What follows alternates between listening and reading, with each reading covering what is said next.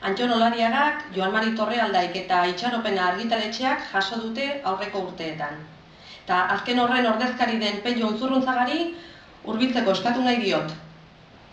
Orain bai, heldu baita gure eskaintza egiteko unea.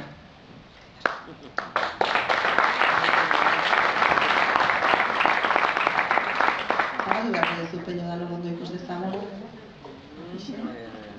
Balaztitiaren arekurra. Jaun Andreok, 2011 urteko dabilen elea saria, Mariasun Landa idazlearen zata.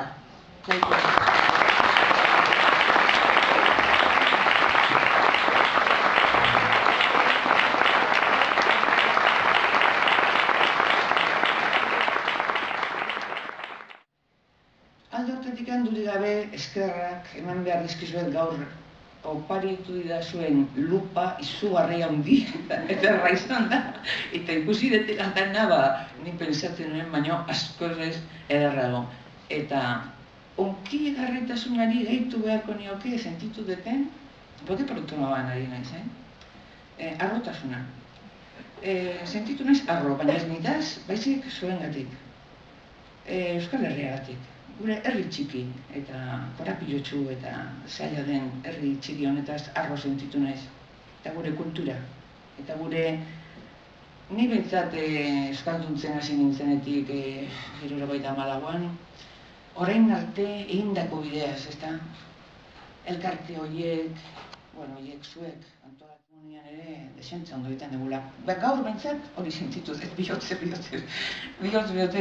dut, arro sentitzen naiz.